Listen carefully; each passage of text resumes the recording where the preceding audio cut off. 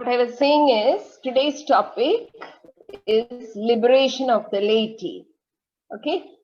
In a way, it connects very well to the earlier last two sessions where we spoke about the historical signposts of how the notion of the laity was formed in the church. Okay. So for today's session, I take from this book, The Liberation of the Laity, In Search of an Accountable Church by Paul Lakeland. It's a very interesting book, a book which is a lot debated by different scholars in the church, okay? Because this theologian gives very valid insights into what laity has become in today's church. Now, the question before we proceed, and I would like at least a few of you to answer. My question is simple. Do laity need liberation? What do you think? Okay, the topic we are dealing with is liberation of the laity. So my question is, do laity need liberation? What do you think? Anybody, feel free to answer. Do laity need liberation?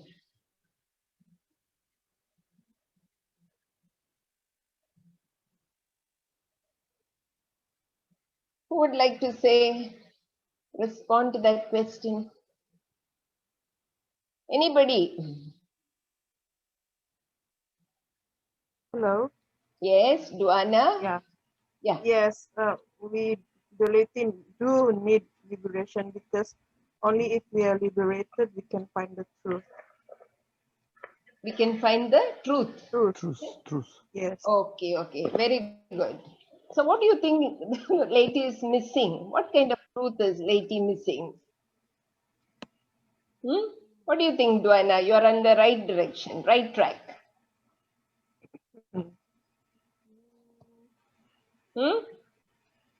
Maybe I'll let the other answer for that. Somebody else wants to answer that? See, Duana said laity need liberation, then only we will find the truth. So I'm asking, what is the truth? We don't have to give big metaphysical answers. Okay? We just, what do you think? Why do you laity need liberation?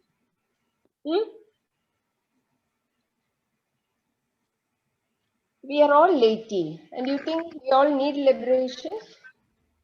All laity need liberation from the archy. From the Polycarp, say. We need liberation from? I am from Korea. Yeah, that I understood. But we need liberation from what? Liberation.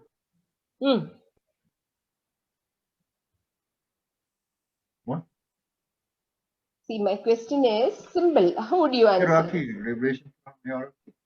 Oh, you're saying laity need liberation from hierarchy. Yes, please. Who wants to answer? Please yes, Alishba is here. Yes. I want to share. Yes, I want to share that laity needs liberation from the patriarchal system of the church. Oh, yes. Wonderful. Yes, if laity will be free, then freely we can perform our duties as a member of the church. Wonderful. And that is very related to what Polycarp said. Laity need liberation from the hierarchy. That is also close to what Duana said. Laity need liberation in order to find the truth. So let us see what Lakeland has to tell us. Okay. Now, liberation of the laity. For Paul Lakeland, this American scholar, the liberation of the laity signifies liberation of the church. I thought it was a very powerful, good statement. Because if the laity, see, first and foremost, laity constitute 95% of the church, right? All of you agree with that, right? Yes. So, if laity are liberated, the church itself will be liberated. Okay? So, there is how Paul Lakeland is drawing this conclusion is because, you know, in the American church, particularly, there's been a lot of crisis. What do you think has been the major crisis? One of the major crises affecting the church over the last maybe 5 to 10 years. Let me see if you young people are aware of that. One big crisis. It had affected the American church very badly. Some places, Indian church also quite strongly. What do you think is that crisis? Tangi wants to say? One particular crisis was very, very predominant in the church. Any idea? Ignorance of the young people in the church. That is there, but that has not been a major crisis. Have you all heard about this word pedophilia? Pedophilia, crisis of sexual abuse by clergy. Yeah, that has been a very major crisis that had affected the American church. Okay, and then it has been noted in many other places also. Okay, so during this crisis, people were confronted by a church where the lay people are powerless. Okay, that is why the scholar is saying it was as if the bishops were accountable to no one but only to the Pope and the Roman Curia. Okay, so suddenly, if the laity are the church and 95% of the church is the laity, when there is a big crisis, okay, whoever is handling the crisis should be accountable, okay, should have a say, even to the laity, but laity remained very powerless, as though we have nothing to do with that. Okay, so the idea of the need to liberate the laity springs from a sense of the urgency for structural reforms within the church. Okay, when we say structural reforms, see, Polycarp mentioned about the hierarchy. Okay, hierarchy is one of the strongest structures of the church. Okay, upholding the church.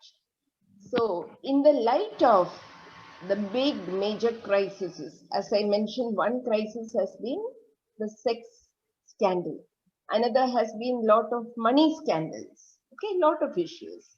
Crisis is there everywhere, but how do we handle the crisis? That is the question from which Paul Lakeland says there is an urgency. We cannot simply wait for another 50 years for something to happen. There is an urgency for structural reforms in the church. Okay, now after the Vatican II, okay, as you must have noticed in last class, lot of lay movements have begun. Okay, so the number of lay people exercising ministries in the church has grown enormously over the past 30 years. And I'm sure even in our Asian church, it is true. But in the West, mainly it is due to the shortage of priests. Okay. In Asia, I don't know how it is in Korea or Pakistan or Indonesia. In India, there is no shortage of diocesan clergy. Okay. In Kerala especially, so many dioceses. I teach in some seminaries. One seminary in Andhra Pradesh, they were telling me they are not recruiting now because too many young boys want to become diocesan clergy. We are not very sure of the motive, but many people want to become because priesthood remains very prestigious, okay, respectable profession. It is easy to become a priest, all right? So, whereas in the West, laity have got involved mainly due to shortage of priests.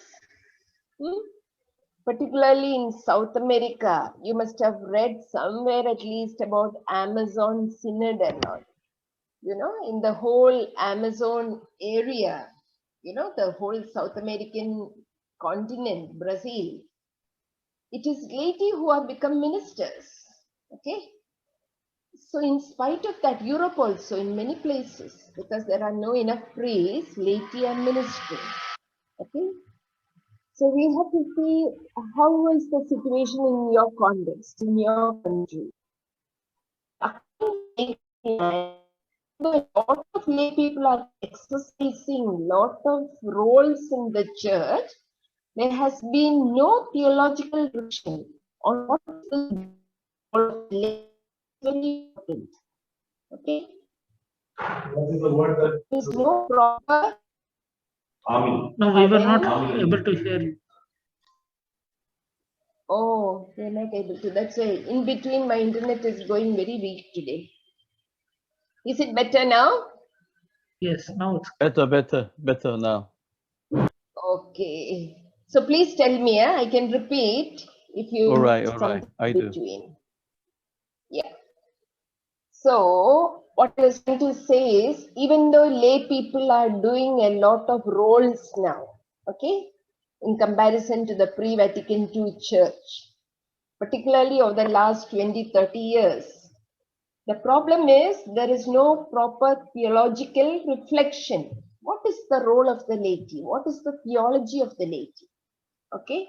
So according to Lakeland, lay persons will never achieve self-consciousness and responsibility in the church by waiting for father's permission. I found that very interesting.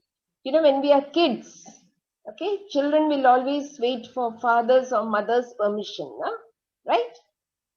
When you go to a house and the host offers some sweets or biscuits, when we are kids, we will look first at our mother. Should I take it or no?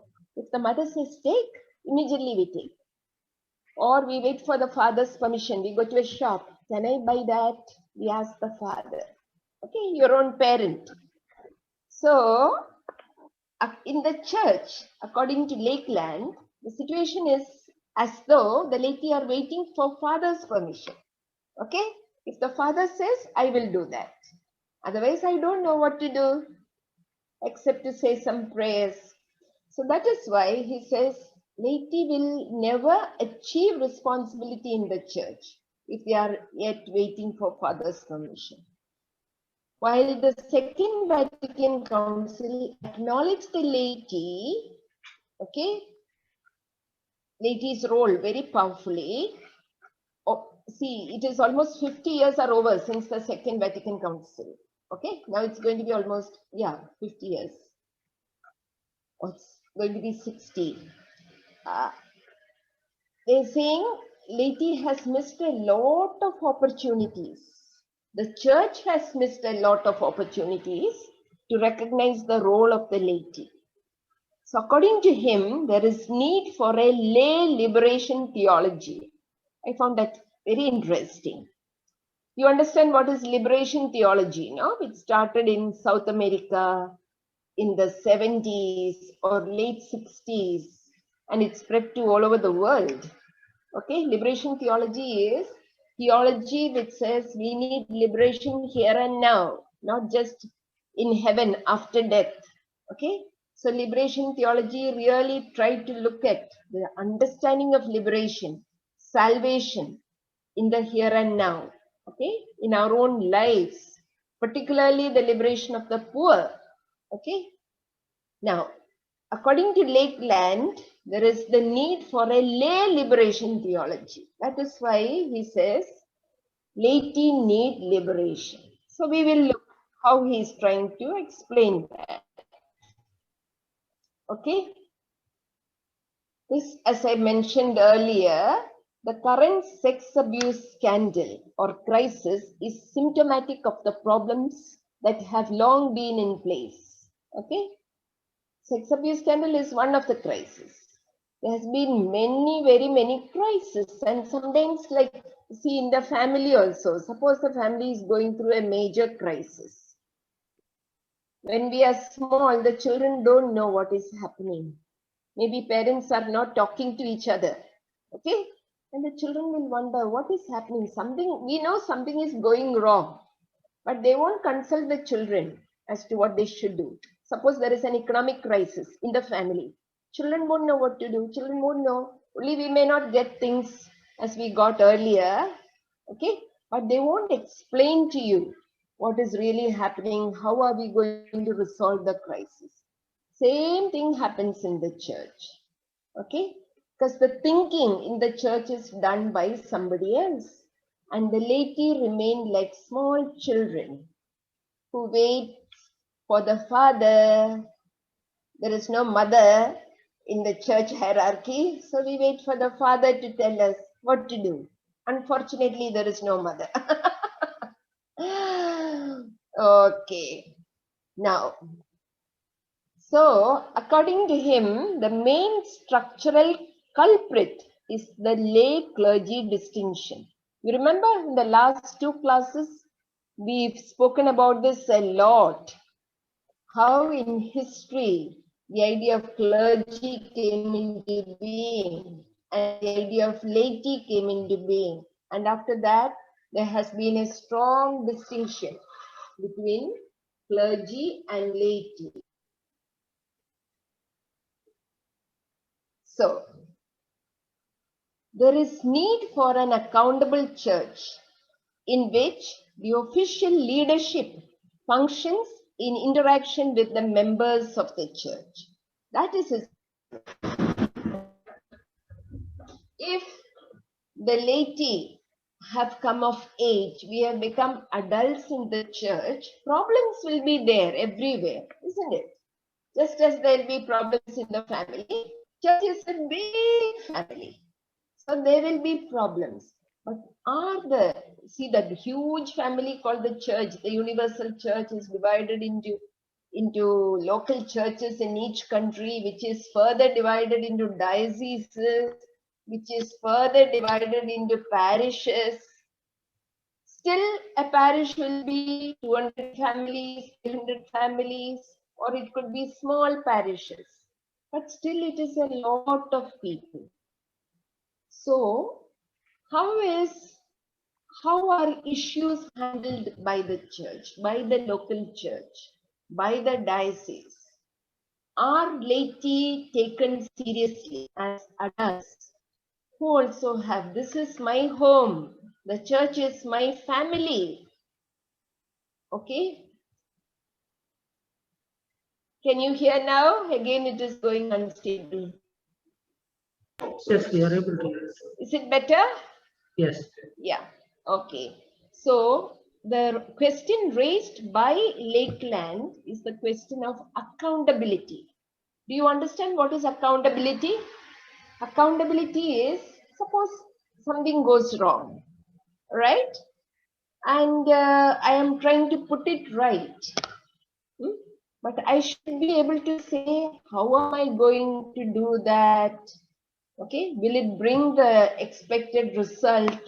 Okay, that is accountability. Or suppose I am given a responsibility. Okay, my accountability will be, how am I doing that responsibility? Am I doing it properly? See, all of us who are working, we have a boss somewhere, right? It could be office, it could be anywhere, but you have a boss to whom you are accountable. If you are a teacher in school, you are accountable to the principal. The principal will look, all the teachers are doing your duty. Suppose the teacher wants to take leave. Teacher has to tell the principal, sorry, I can't come today. Can you put somebody else to teach in that person's place, in my place? Okay. So everybody is accountable. In the family, people are accountable. You cannot simply be a husband or wife and a free as a bachelor. Yeah. No. Okay.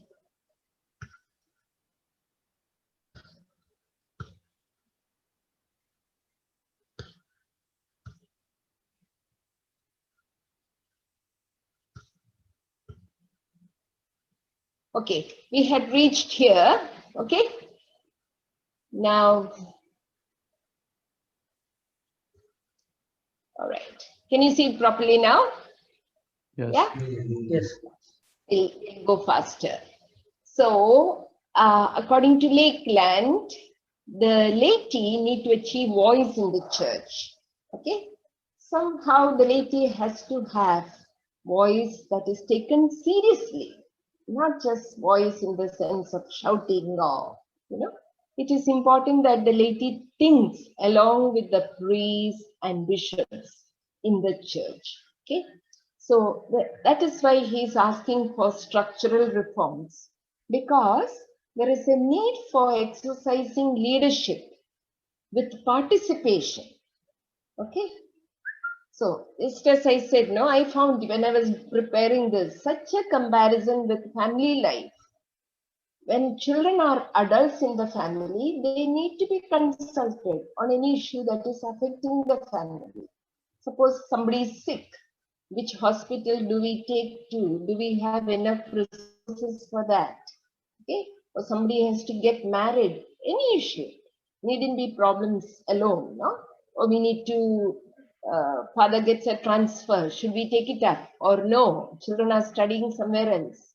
So father, mother, children have to consult. If the children are very small, parents won't ask. But the children are adults, the parents will consult. In the same way, leadership in the church, okay, has to be participative. Okay, now, so he identifies the lay clergy distinction. Okay, we said now laity on one side, clergy on the other side. That is a very strong historical development. As I mentioned earlier, in the first 2 centuries of the church, in the early church timing, at least until Christianity reached Roman Empire and became Roman religion, in that early church phase, there was no distinction. There was no laity that time. It was all Christian faithful because people made their commitment to Christ. Okay. But in the course of history, all this separation came. Okay, that is understandable because it is part of the institutionalization of the church. Okay, it's a historical, it's a big story. It spans around 20 centuries, or maybe 18 centuries. Now, so his conclusion, Lakeland's conclusion is, if these changes have come about in history due to contingent structures, means limiting situations, okay, various type of limitations, it is a historical development which is not in the mind of Christ. Okay, so we are free, the church should be free to revise these structures, take what is good and throw away what is not good, so that the church can respond to contemporary situations. Okay, today the laity are not ignorant. You look at Paul Huang, he's such a seasoned theologian. Okay, maybe he knows more theology than a lot of clergymen in Korea. Right? So we have to see where is the Holy Spirit leading the church. Now, because of this distinction, there has been a sharp differentiation. What is the role of clergy? What is the role of laity in the church? So from the 12th century up to Vatican II, what has really characterized the laity is passivity, submission, lack of experience. To go to your parish church and you meet maybe he or she is a regular church goer, but you ask something about theology, they will say, oh, you please don't ask me, ask Father. Right? At least in India that happens. People think theology is all not my cup of tea. Okay, I don't know anything. Maybe that person is an expert doctor or a professor, social scientist. They'll say, okay, or an economist, okay, or a lawyer. They will say, I can talk about this, but please don't ask me anything about matters of the church or doctrine or matters of faith. No. I only come, I pray, I go. Okay, and if the church asks for some collections, I'll put some money. Right? Now, that is the state where an average layperson has reached. Maybe there are exceptions. Okay? That is why he's saying laity needs liberation. So laity came to be defined negatively has no clergy because of the process of clericalization in the church. So according to him, which we have said in our sessions earlier, it is important to rediscover the theology of the laity. Okay, that is why courses like this have been designed, founded on our baptismal calling, not on ordination. By virtue of my baptism, what is my calling as a Christian, as a committed person in the church? Okay, now, so how can the lay person exercise his or her priesthood? When we are talking about priesthood here, we are not talking about the ordained priesthood, but the common priesthood of the laity. Because laity are also priests, prophets, kings and queens, like Jesus Christ. Okay? So laity have an important role as mediator between the divine and the world. See, when the priest is saying Mass, celebrating the Eucharist, he becomes a mediator between the people and God. In our Oriental tradition, in India and all, the priest will turn his back to the people gathered, the congregation. Okay? Because this mediator role is very important. At least in the Latin tradition, the priest faces the people.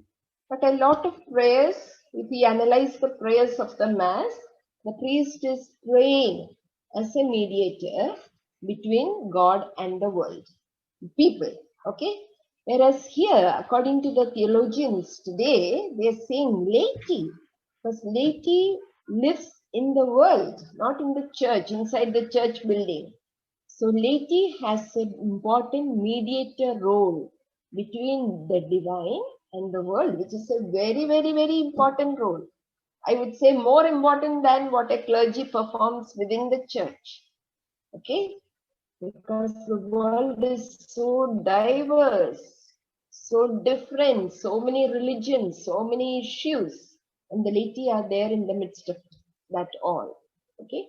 So that is why laity is not just in the world, laity has to participate in matters of the church, taking co-responsibility, okay, for the mission and ministry of the church. Okay? Because we cannot say, let the priest do, it is father's business. No. We have to engage in the mission and ministry of the church. So, Lakeland sees that parishes are central to the ministry of the laity. Okay? They have to be all the parish life has to be led by a team. The ordained minister will be there and they are accountable to the bishop. But the ordained minister, the clergy, the parish priest has to be accountable also to the parish council. Okay? And here the parish council is, as you know, in most of the countries, it is elected representatives of the laity. Thinking laity, committed laity. And according to him, gender or marital status are unlikely to be barriers to ordination. Definitely Vatican won't accept that. Okay, because women are excluded from ordination. Married people are excluded. Okay, but at least he is foreseeing maybe things will change in the future. Okay, so members of the parish council, a truly deliberative body means people who think together, deliberate, okay, are to be elected from all sections of the laity.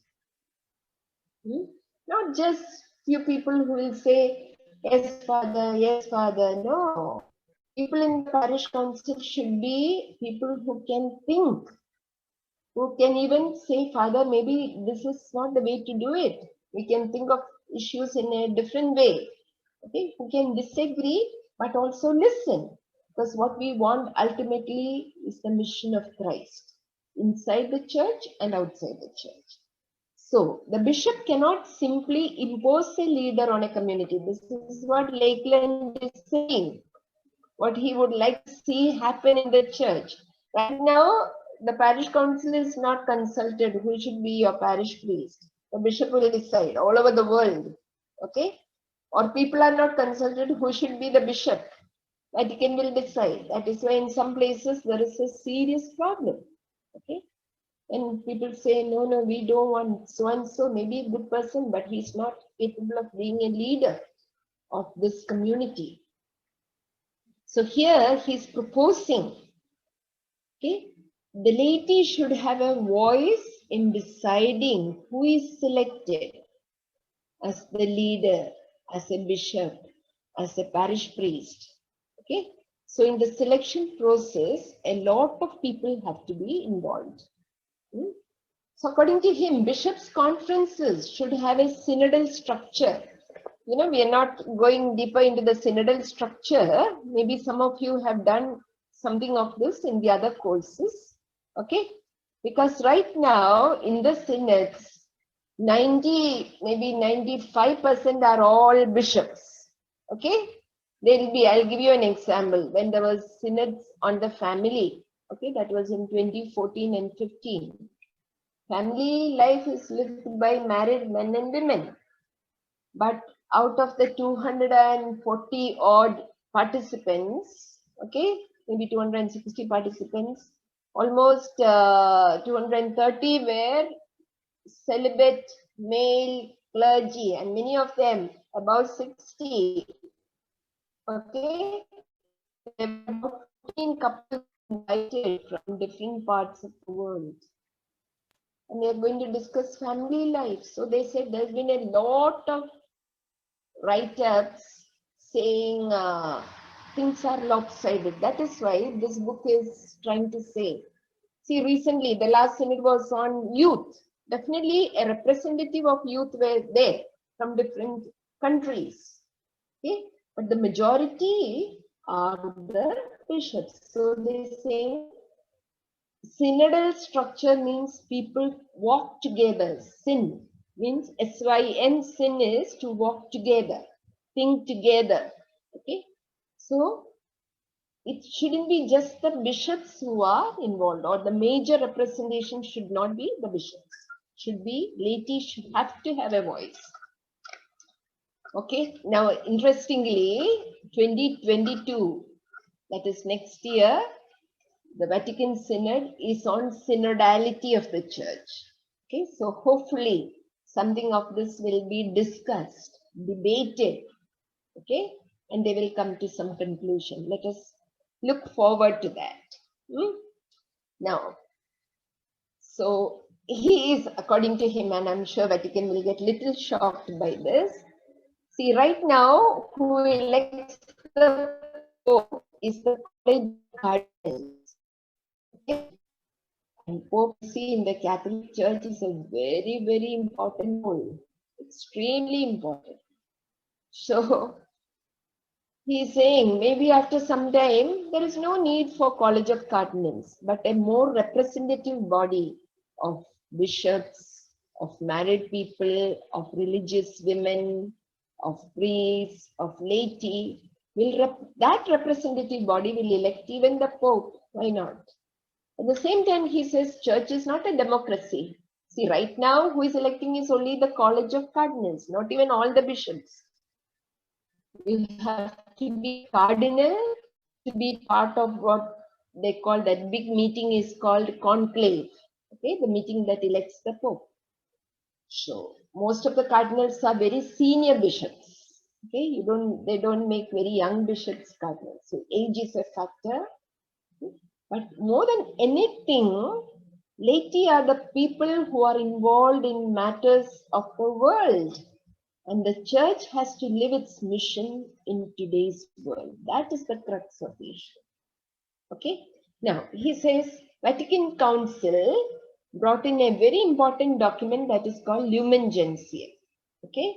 That completely changed the idea of the church from a hierarchical structure to a communitarian structure. From a pyramid, you understand, pyramidal structure, no? On top is the Pope, then the bishops, then the priests, then the laity at the bottom. And even among the laity, men laity, male laity, and female laity. Okay? So, Vatican II, particularly in this document, Lumen Gentium, brought in the notion of the church as the people of God. Okay? So, and it affirmed all are called to holiness. These are earlier sessions, yeah? How Vatican II shifted that. Before that, it was only the monks and the nuns who were considered holy because they are living a celibate life. Okay? And they thought anything to do with sexuality was very bad. But Vatican II said, all are called to holiness. I may be lay person, an ordinary woman who does not know ABC of theology, but I am also called to holiness. Okay? And if the Spirit inspires me, I can also say things. But it shouldn't be that anybody and everybody we say everything. We need some discernment. We need leadership. Okay? We need structures. Okay? So, what is important is, are the laity reclaiming their voice? Okay? Here, the theological discussion on the laity from this document, Lumen Gentium, revolves around 4 principal ideas. One is the priority of baptism. All are baptized.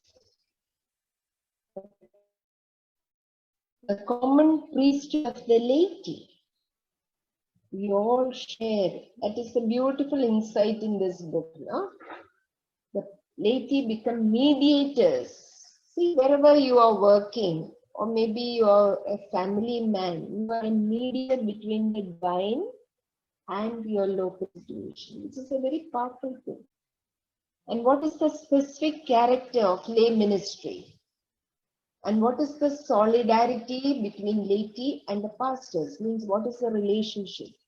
So laity are no more a passive flock. Passive flock means, you understand, no? The sheep. When the sheep is, the sheep go in herds, no? Together. And the shepherd will say, go that side, the sheep will go that side. So he's saying laity are no more a passive flock only to obey the hierarchy. They have an important role to build the church. Okay? They have an important role.